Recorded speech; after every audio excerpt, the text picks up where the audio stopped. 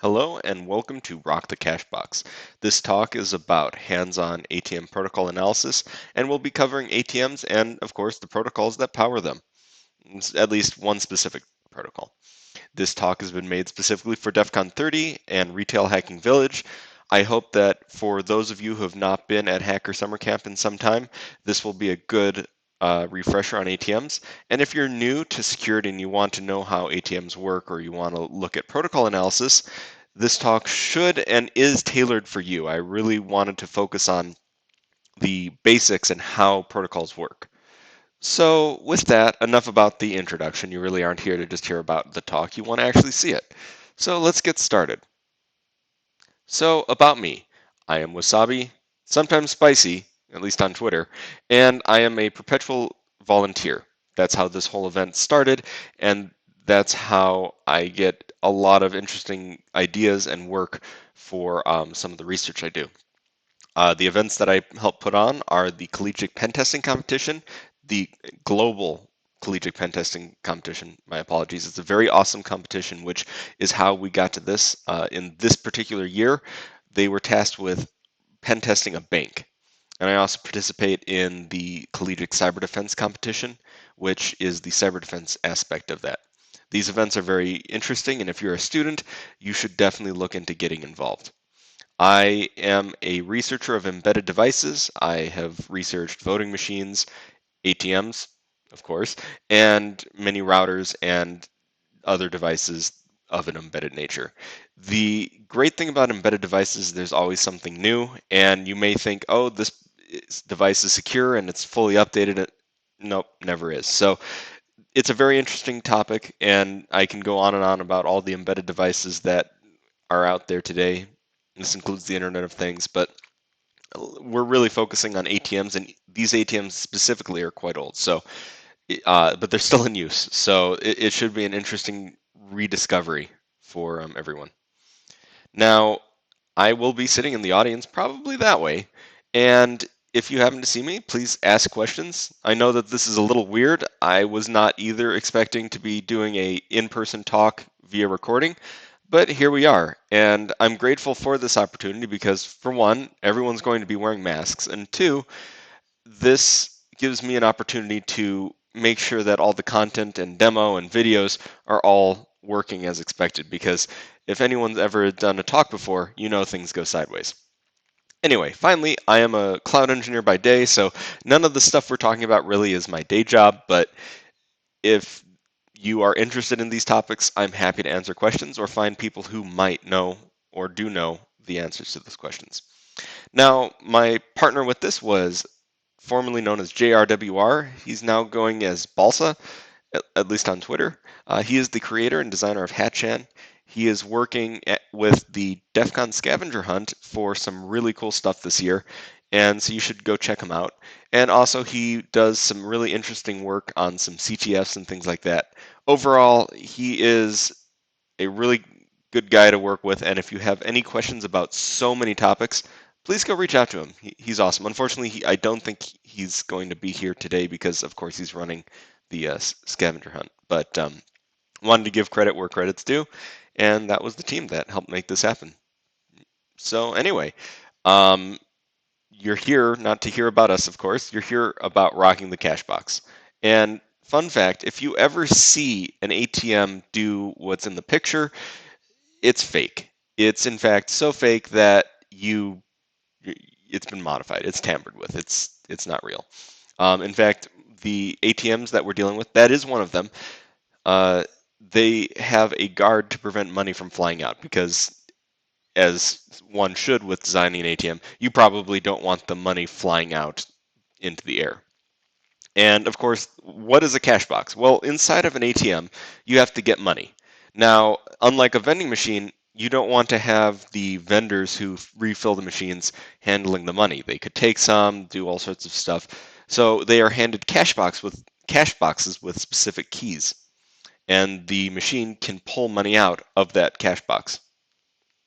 So our goal is to get the money out of the cash box, and how are we going to do that? Well, we're not modifying the ATMs. we are not modifying the firmware. We are not doing anything with the ATMs, in fact. The ATMs are stock. We have not customized them except for maybe a few repairs because the ones that we got were in pretty bad condition. Um, we think that this talk, at very least, is interesting and unique because not many people have looked at the protocol. Oh, my headset's falling off. And looked at the protocol that powers a lot of these ATMs. These ATMs are still in use, and so we are specifically talking about that protocol that powers them.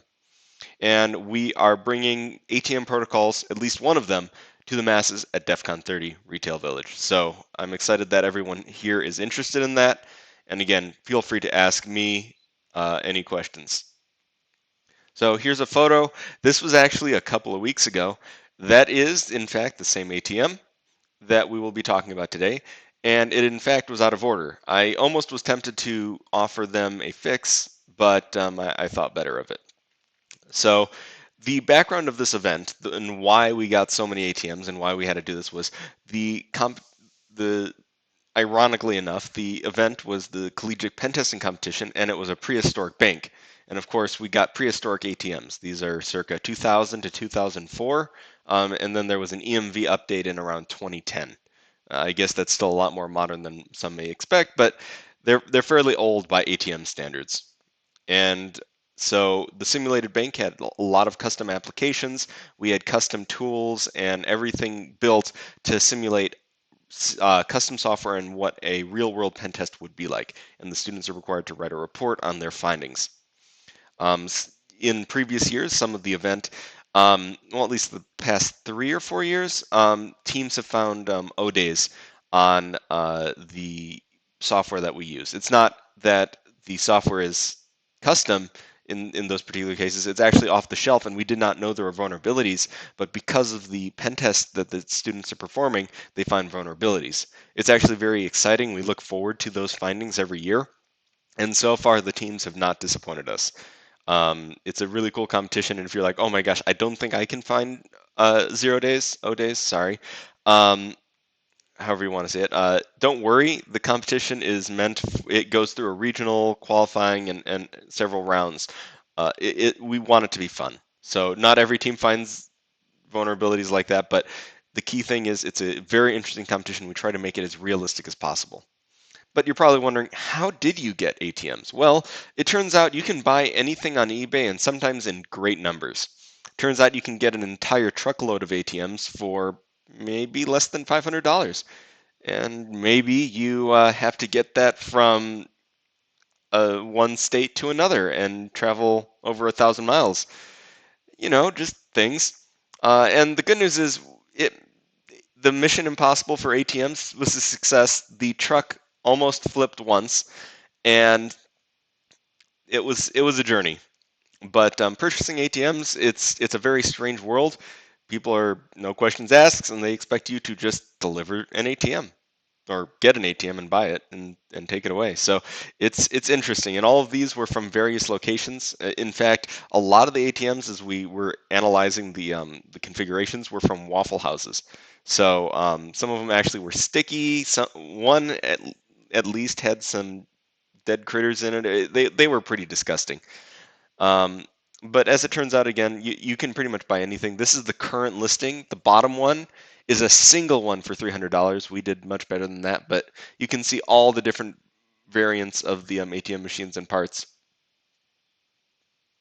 So here are all the ATM machines running in unison. I don't think that the audio will come through, and in fact, the video footage is pretty broken. But that was all the ATMs and doing their boot up. So unfortunately, the videos probably won't work today.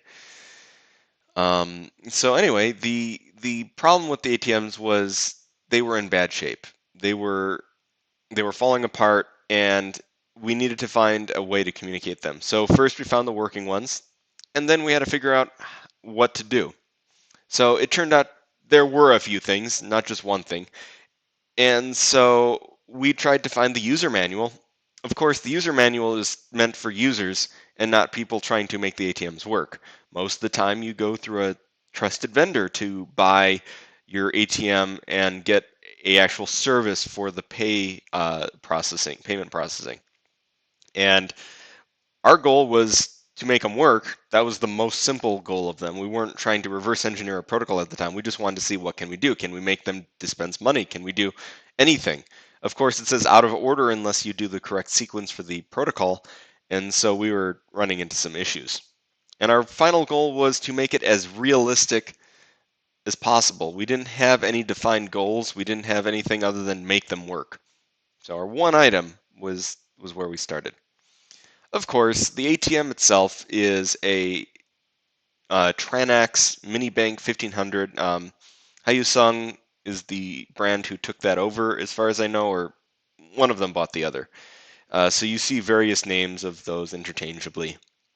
And some models actually support up to Windows CE 6.0 with EMV support. Now, Windows CE 6.0 end of life took place in February 2022, so I guess it was fairly modern until recently, but it is what it is.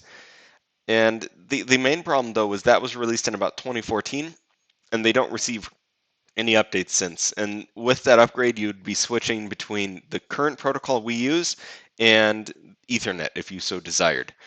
However, in our particular case, the ATM did not have Ethernet. It supported 56 baud modem, and that was it. And there was a safe. Fun fact, if you can get that door open on the bottom where the money dispenser comes out, most of these ATMs are actually programmed for code 1234 or 000. There were a couple where we actually had to get the locks, like they were spin locks, and so we had to actually listen and get in that way. But for the most part, the ATMs were with a default code, even though these were directly from the vendor. They said they didn't know the pins, so we ended up Googling, and that was the answer. Google is your friend. So specs, it's a pretty old system. It's powered by a 16-bit microcontroller. Main communication mechanism is the dial-up system. The pin pad contains the crypto keys. If you remove the pin pad, it resets and then nothing works anymore. You have to reset it. Printer controller also uses the same processor and is an independent board. This allows you to update the main board while keeping the dispenser controller and the printer controller the same. All of it's communicating via serial. People have tried to attack the serial protocol, but that was not as interesting for us because that means you have to have physical access to the ATM, and as we all know, once you have physical access, all bets are off. So with enough determination, you could break in. Here's a picture of the classic mainboard from the ATM. You can see the main logic chip right there. There's a real-time clock that actually did not work, I believe, because these were the ones with the integrated battery, and those go flat after a while. But either way, didn't quite work. So you can see here where the main board is. This is a different variant. You can see all the connections to the main, or the accessories to the main board. And then there's this one little thing, if you take a look with the question mark, that was a soldered on accessory board. We're not quite sure what it did. If you flip the dip switches, it would not boot. We couldn't find any identifiers. It is a microcontroller, of course, on there, but what it was actually trying to do and how it was connected, we weren't able to fully trace. You can see the FPGA and the memory on board. Overall, fairly simple setup, but this is what powers the ATM. If you want to get the upgrade, you can see the LAN and modem options, and it's now in a metal enclosure. And then it has a new display board and the EMV compatible reader. Of course, we didn't have this, and we weren't really trying to. We were just trying to get ATMs to work. So we figured EMV would add to the complications. And of course it did, but it does, but we didn't deal with that. So how does an ATM work? And if you're new to ATMs, and maybe I'm, or not as familiar, I may be going over these things in a basic sense, but again, this is for people who are not familiar with anything. So we're going to go to a little bit background quickly. But ATMs are usually need to communicate to a payment processor. If you go over a network that can be online and whatnot, if you're going over the phone, there's two options. You either have to have a local payment processor that converts the dial-up communication to Ethernet and then off to the actual payment server with more security and whatnot, or you have to connect to a dial-in payment processor. Way back in the day, this was known as VisaNet, and we'll be following that again in a little bit on the talk. But we didn't have either. We didn't know where we could obtain a local payment processor, and we had no operating manuals or guides or figuring out how we could connect. The only options we had was to actually pay a service to give us access, and as an academic competition, we don't have a lot of funds, so that was off the table. Our first thing to look at, can we emulate the payment processor? And of course we did, but we weren't quite sure how. Of course, near the end of the competition, or right before the competition, one of the volunteers was able to obtain an actual payment processor. This one is the external for localized payment. In is the modem and out is Ethernet, and it connects to the internet. You can configure it using the Ethernet port, and this allows you to communicate to either one or multiple phone dial-in ATMs. So in the competition setting, we had a challenge. We had, I believe, 8 or 9 ATMs in use. We needed a way for them all to communicate, and we only had so many Raspberry Pis. So, and phone modems, USB modems. So how do you do that? Well, we ended up buying some PBXs to allow banks of ATMs to communicate to the PBX, which would then connect to 2 lines in to the Raspberry Pi. This allowed us to have 2 simultaneous connections, and then the additional ATMs would be queuing until they were able to dial to the payment processor. Each, in our case, which was the Raspberry Pi. And then each Raspberry Pi was connected to a central processor, which connected to our simulated bank. And then, of course, the challenge was, before all this was set up, how do we communicate?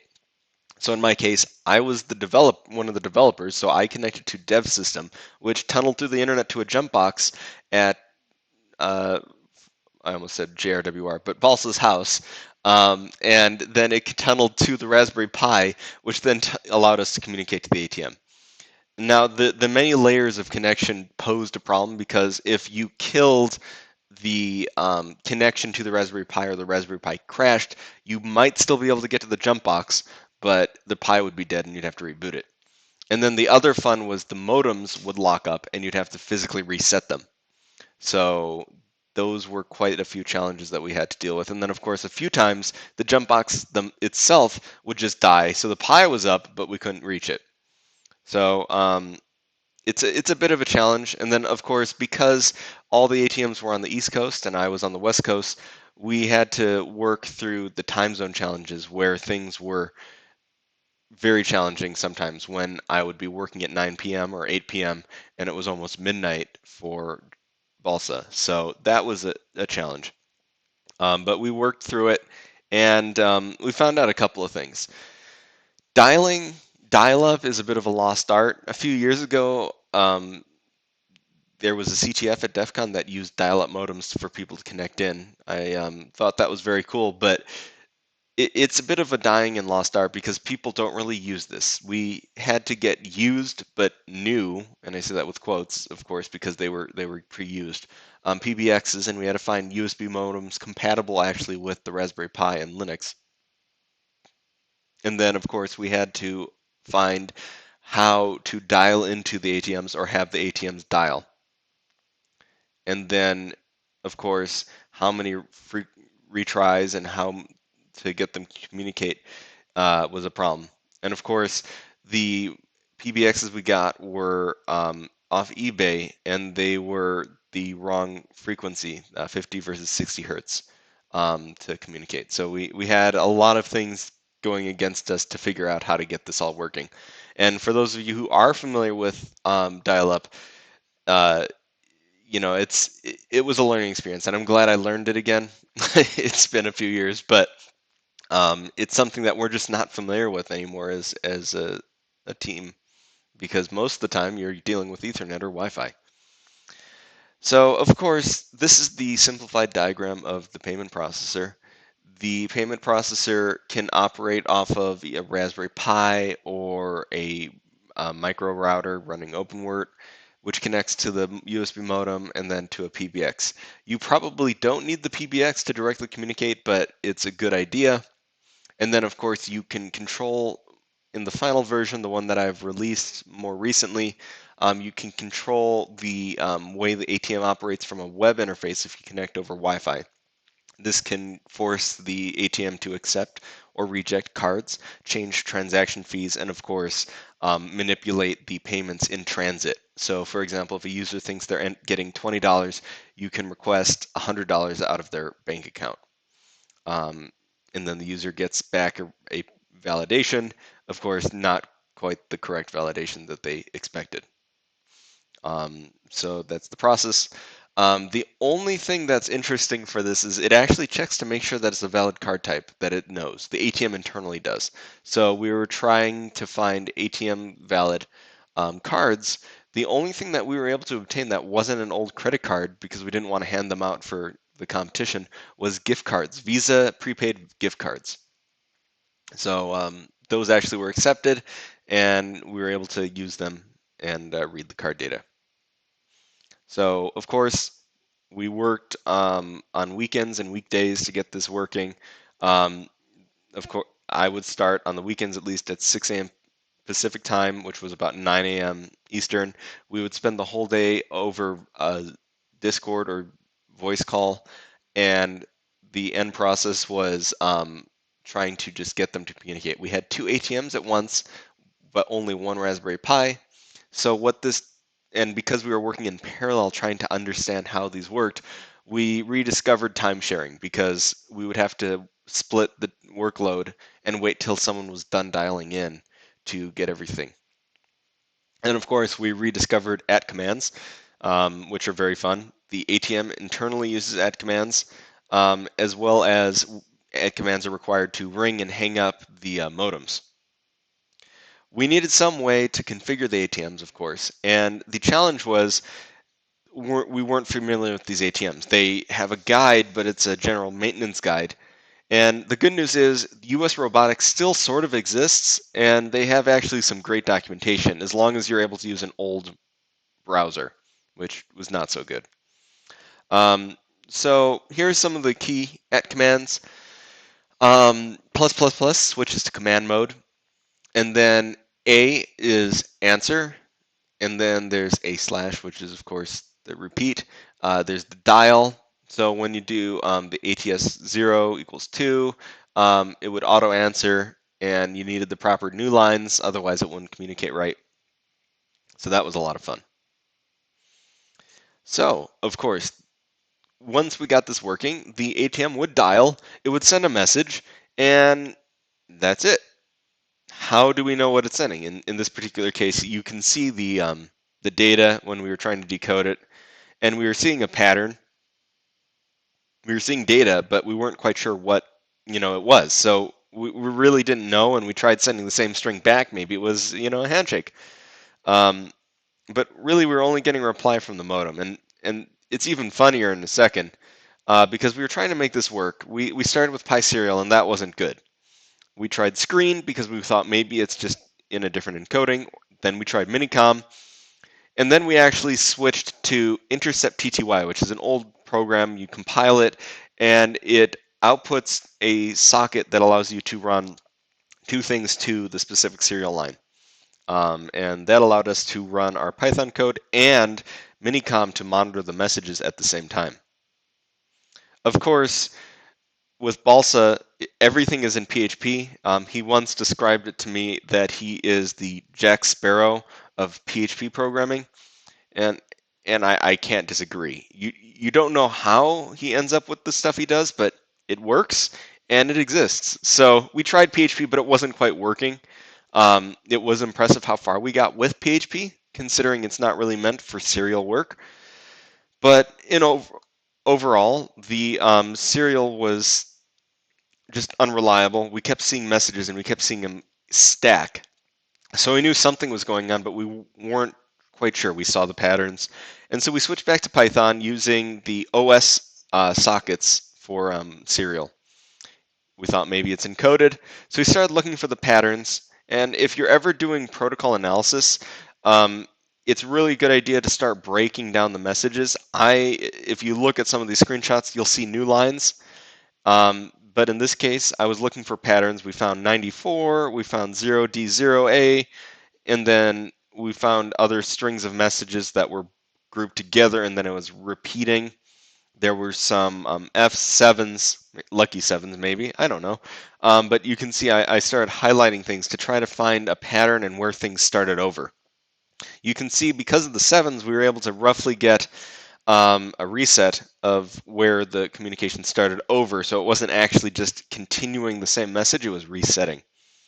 You can probably find more patterns than this, but that is not necessarily needed as long as you can make the structure. We did have a major oops moment though, because when you just decode the text to ASCII, you get ring, ring, ring, connect, no carrier. Ring, ring, ring, connect, no carrier. Where was this coming from? Well, I will give you a hint. It is the modems. I guess that's not much of a hint. It's more of just the answer. But the unknown part, this FFF and sevens, was something interesting. We couldn't quite figure out what this was, but we figured it was from the ATM. So when you're looking for patterns, you're trying to find, especially with unknown protocols, protocols generally follow a structure. Even if they're encrypted, there's usually probably some kind of like preamble or repeating pattern. I broke off the different hex to show you how it looks, and so we were looking for like line level to see if maybe there was a pattern, like you have to go so many highs before a low. Looking for a start of packet by the pattern. This is all logic signaling, so if it's high or it's low, it allows you to really start seeing if maybe there's like a sequence. You can see with the 077, this of course is a character, but you can see there's a distinct pattern, and when you divide these by time slots, that's how computers are able to process these and process the signal and respond. So we were looking for something that a machine might recognize. We didn't quite see anything, but we kept searching through vendor sites. The good news is the vendors talk about how this supports amazing encryption, including DES compliant or triple DES, triple DES encryption, and Visa certified PIN encryption. So don't worry, it's safe. But we're trying to find guides and documents, and we were really struggling. And then we found a vendor guide. And this vendor guide was not the typical vendor guide. It was very detailed, and it was listed as a draft. So that was exciting. From the documentation, it spoke about how the modem connects. It talks about the bit configuration, the parity, and the way the message must start. So these are all ASCII control characters, STX, ETX, and ENQ. And specifically, it also spoke about how to configure and reset the ATM. And we are using, I believe, standard 3. These EPS link and ST3 link are ones that we didn't use. ST standard 3 is what we used. So we, from researching and being able to, with the breakthrough of the protocol, or the vendor guide, we were able to start figuring out the protocol. So the standard flow request was terminal call. It'll ring. It sends an inquiry. Then we get a request, response, ACK, end of transmission, everyone's happy, disconnect. But how does that work? Well, we knew that from the vendor guide that it's supposed to do an ENQ to start, so we were sending ENQ and it just ignored us. But when you start looking online, and it's actually really funny, this was an old FRAC article from 1994, and on the other side of this article was an advertisement for Defcon 2. So 28 years later, the FRAC article is relevant again. It was really cool to see that though. But based on VisaNet, it turns out that there was the way you trigger it is you send ENQ, ENQ, ENQ, which would trigger the ATM to respond. Good, little tidbit. This was not documented anywhere else, and so once we found this, we were able to get a message. So this is the message we were seeing, and we were so excited we got a message back. It's funny actually because I'm looking at this message and I can see where the different protocol structure is for the different payment parts and things like that it's trying to do for the setup. But this was the message we got back, and we didn't see an ENQ back, we didn't see an ETX, we didn't see a NAC. So what happened? It doesn't seem to match this at all. And well, we were a little concerned. We started looking at the manual again, and it says that it can operate either in a batch mode where it queues up all the transactions and then sends them all at once. So if someone wants to do a withdrawal, deposit, and things like that, it'll queue them up until they're ready to do a single transmission and send it over. Or it can do single mode, which every transaction is a dial in and request. We tried both, concerned that maybe we had accidentally got it into batch mode. But the batch mode was unlikely because it requires a keep alive connection with the payment process. So it dials in and it keeps sending messages back and forth. We didn't want to handle that, so we went with the simpler single option. So we were trying to figure out what's going on. We started doing parity bits, and it's a challenge. We were not familiar with the raw parity bits because we don't really have to deal with it much. So we were able to identify some characters and find valid stuff, but we weren't sure what was going on. We tried shifting over, and you can see when you shift a message over, some of the stuff rolls off, and you can restructure the message. But that didn't help. So it wasn't just a pure shift. Um, but the question was, why would sending a valid ENQ return a response, but not the invalid one that we were getting back? Well, it turns out with classic protocols, at classic ASCII, the only 6 of the bits are used. The 7th bit is the parity bit. The parity bit is allowing it so that you can make sure that a message comes through correctly. And so in our case, we were able to strip the parity bit and get the correct ASCII code. Usually the 7th bit, the 8th bit actually, sorry, is not used nowadays. It's just static, but it can be used, and so that was how we were getting messed up because it was error detection. Even or odd, it would either get turned on or off. So we were seeing some valid characters and some not. So now we were getting an actual message back where we could actually see the ASCII control characters. And of course, that was a challenge because we weren't sure what was going on. We got these messages back, but we were like, there's some blank parts and things like that. We were trying to empty out certain fields to see what we were doing. I have actually transcoded this into things that it is. This is the terminal ID. This is a field separator, the transaction code. And so we were able to start building up like what was what by editing the ATM configuration to send out specific messages. Of course, things still didn't work. There was a LRC at the end for parity. It was trying to make sure that the messages were good. It's essentially like a CRC or a validation bit. And I got a bad implementation that I'd used to implement, and it was overly complex and didn't work. So we were sending the wrong LRC. What we ended up doing was going and finding another reference guide to make sure we were correct, and there's a couple ways you can do this. If the field is small, you can make a table, a lookup table to make sure that you have all the values based on a specific calculation, or you can do what in this case, and that would be like CRC. In this case, it's it's even simpler. It's just bit math, and so we were able to get everything out with that. And once we got this, we would with the invalid one, we'd get a knack, and once we sent the valid one with the message, we got an ACK. So that was a nice progress. So how does it work? Now we're talking to the ATM, and that's really exciting. Well, the ATM does a host download table request.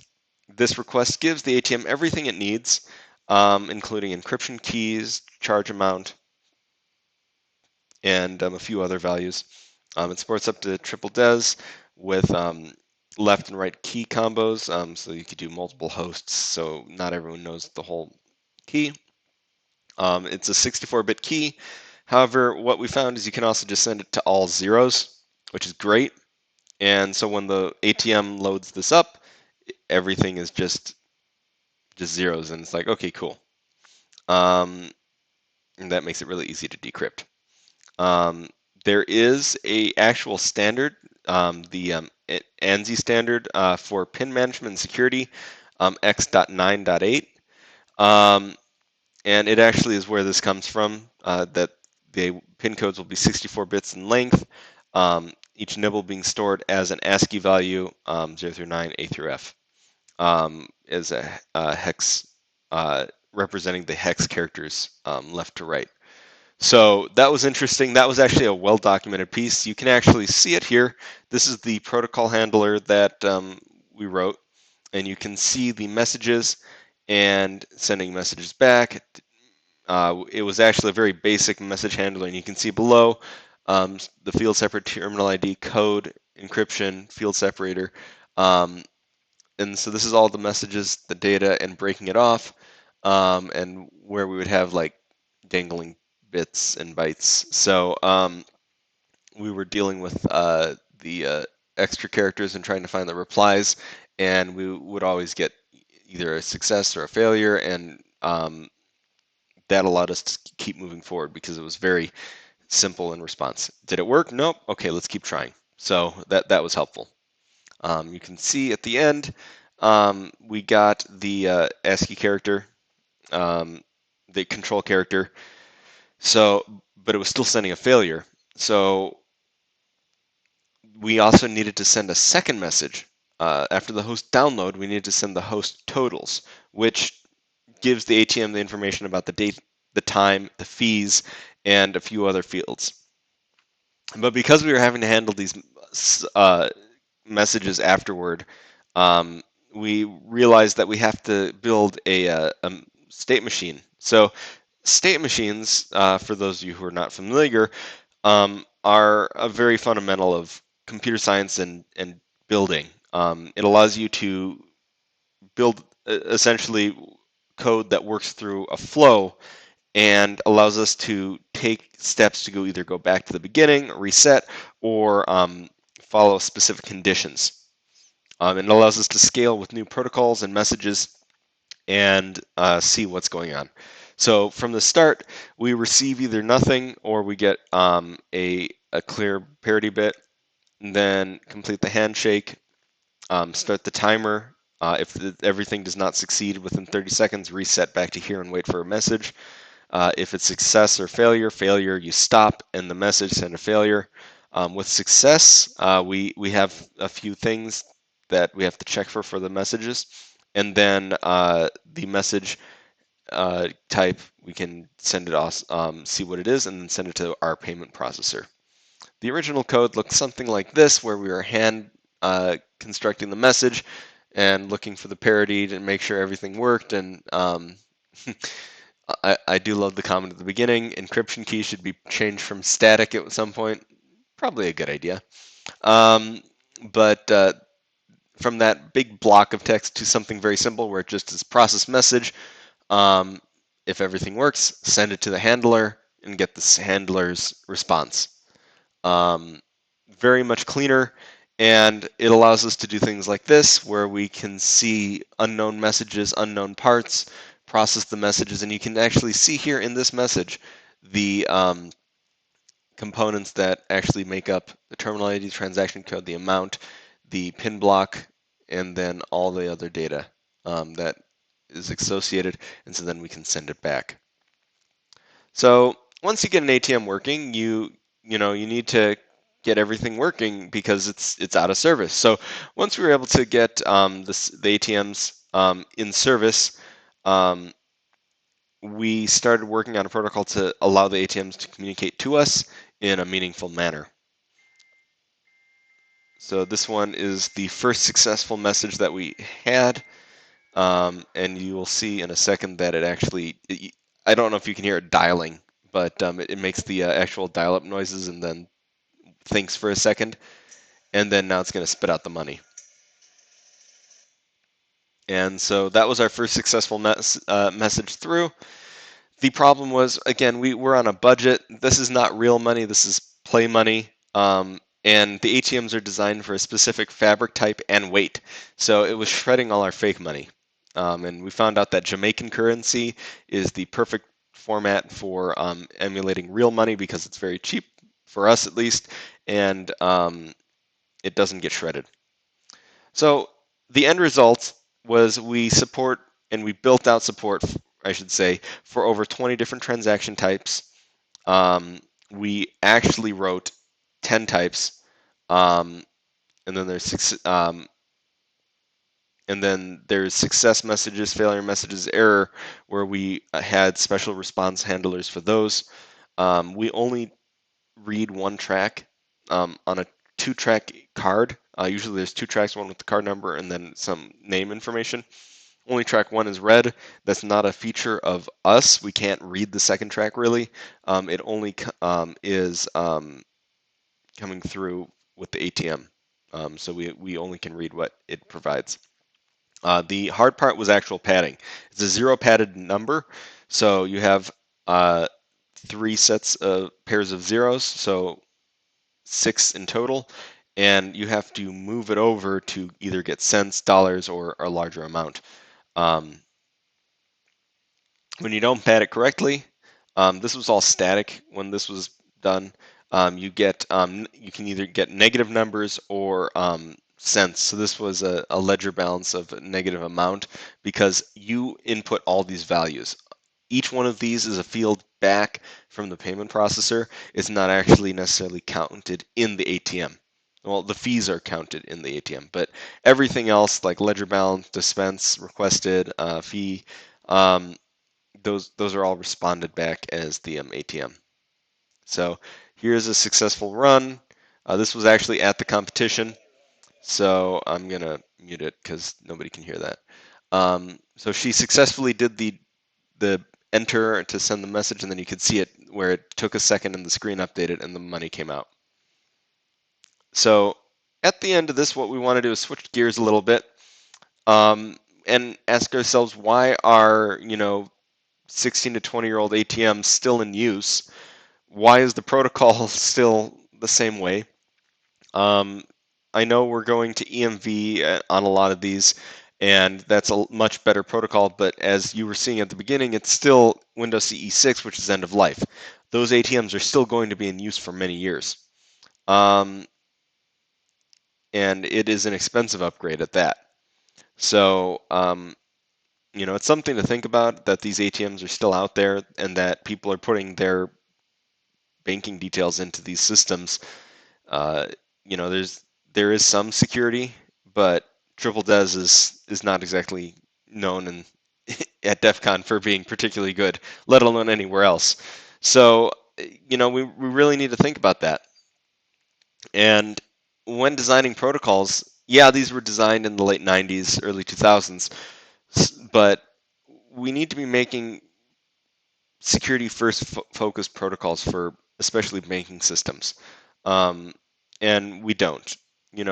There's modern stuff. Let's use it. Maybe at least HTTP instead of unencrypted dial-up. Not much better, but there's HTTPS. There's WebSocket, which should be used and can be used.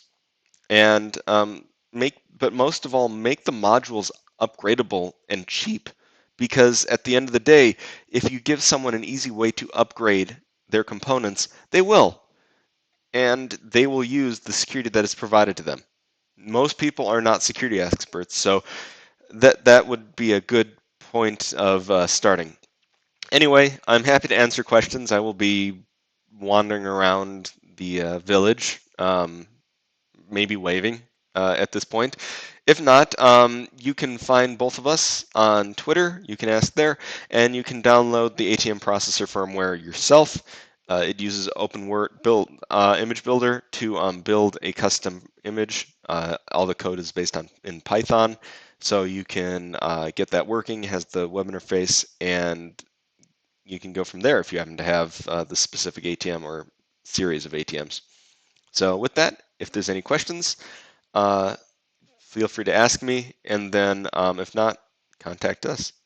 Alrighty, thank you.